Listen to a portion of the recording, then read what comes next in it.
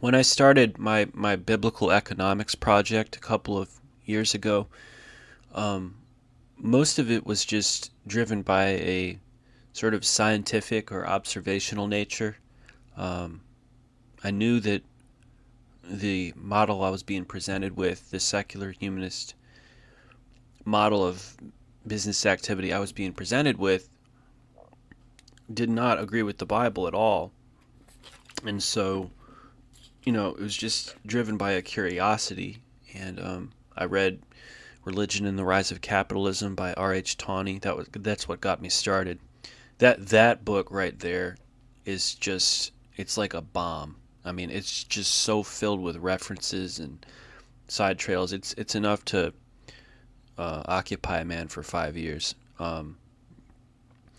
But you know, I got to the point where I feel like I've done it enough. I've podcast on biblical economics enough, and it's to the point where I'm kind of at a crossroads where I know what I need to do. I know what actions I need to take to be successful in some cases, while at the same time knowing that I could fail as well.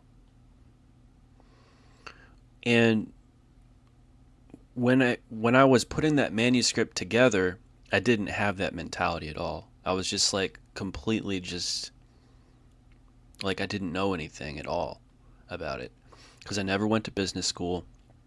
I was afraid of it. I was afraid of the secularism of it, and so I intentionally avoided it. And so it was kind of like this self-education process that I went through. And I kind of got into the mentality that it was just purely scientific and it was also just purely ethical. And so it was scientific, it was ethical. I would just keep on doing this thing, keep on figuring this thing out, and eventually I'll be successful. But one of the scientific quote unquote observations that I made along the way is God's supernatural intervention in providence and providing opportunities for business. And in that, knowing that the world changes and that humility and pride also come into play with this whole theme, with this whole endeavor. Humility and pride, success and failure, and the providence and sovereignty of God over the whole thing deeply come into play in this whole endeavor.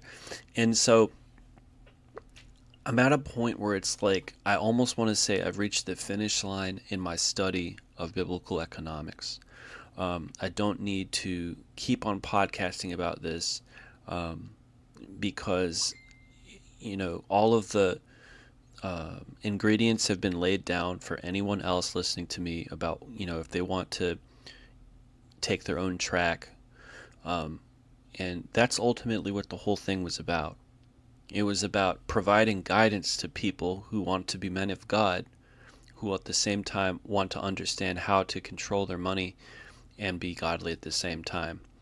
Um, I think people like Dave Ramsey are okay, but Dave Ramsey, in my opinion, he doesn't really like go the full biblical route with this subject, and so I wanted to go all the way in, and I think I'm done now. And lastly, one of the reasons why I think I'm going to just quit um, this whole podcast theme of biblical economics is that if I experience another wave of success, I might be I might be apt to talk about my success in a scientific way.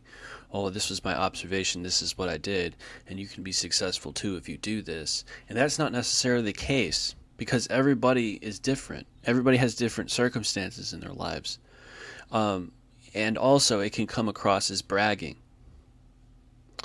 So it's like you want like the whole purpose of studying personal finance and economics is so that you can achieve success and glorify God with your success. But the catch 22 that brings oneself into as a Christian is that now you're bragging and now you're arrogant and now you're prideful. So it's like, I think that I've studied enough to where there's rules, there's guideposts to where any man of God can study this stuff and take their own pathway towards self-employment and towards a biblical view of personal finance. But for me to keep on beating this dead horse is just because if I experience a burst of success, I don't want like the world to know about it. That's none of their business, quote unquote, pun intended. That's none of their business. And so it's important that guys study this stuff because I can't tell you how many times I've been in men's groups. I can't tell you how many times I've been in church, and this stuff is just not talked about. It's considered embarrassing. And this is so serious. Like, guys, this is like one of the most important responsibilities that Christian men have is to provide for their family and secure their futures as much as possible, and in as much as it lies with them under the providence of God. And it's just not talked about. I mean, a Dave Ramsey YouTube channel, that's about it. Come on, guys. We've got to figure this thing out. But the arrogance, the pride, the bragging can come in when you say, yeah, I had experience in this area and I've had success. And to speak of that in a humble way is virtually impossible. No matter if your tone is meek and gentle, it will still come off arrogant. I've got a bunch of NIV verses I think speaks to this issue of bragging about success as a believer, bragging about business success, financial success. Jeremiah 9:23-24. This is what the Lord says: "Let not the wise boast in their wisdom, or the strong boast in their strength, or the rich boast in their riches." Or the rich boast of the riches. This is what the Lord says: "Let not the rich boast of their riches." There you have it. If you're in a podcast and you're telling me, other people the secrets of your business success, it's like, on the one hand, don't you want to share the good news with people? Yeah, there's catharsis with that. You want to share what you learn. The other end of the spectrum, it's kind of like, are you boasting of your riches? You got to be careful of that. It's like, okay, and it's useful. I mean, we need to understand how to do this stuff.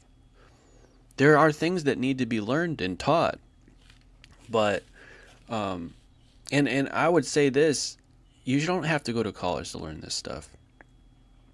People shouldn't be prohibited from understanding business practices just because they don't have enough money to go to college. That's not fair. At the other end of the spectrum, the whole process of teaching this stuff can lead to boasting about riches. Danger. Jeremiah 9:23. Verse 24, "But let the one who boasts boast about this, that they have the understanding to know me, that I am the Lord who exercises kindness, justice, and righteousness on earth, for in these I delight." So, knowing God, Christian spirituality, knowing the Spirit of God, that's what we should care about more than anything.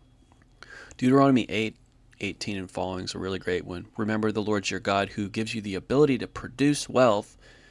But then later on it says, "But if you become arrogant and forget God, he will destroy you." So there's a condition on that. James 4:6 talks about people who are agnostic businessmen, who don't consult God, who don't pray. They just go about their business practices without even consulting God. And in the context of that, in James 4, it says God opposes the proud, but shows favor to the humble. And so if we're talking about pride and we're talking about agnostic business planning, Tim Conway just did a great I'll Be Honest channel, just did a great sermon on that. It was called "When Your Planning Reveals Practical Atheism." Proverbs 16:18, "Pride goes before destruction, and a haughty spirit before a fall." Okay, so pride comes from business success and bragging about it. Well, you'll probably experience business failure sooner or later, because God will punish you and take all of your customers away. Luke 14:11, "All those who exalt themselves will be humbled, and those who humble themselves will be exalted." Well, so you learned some business tricks. You learned some business successes. You had some business success, okay?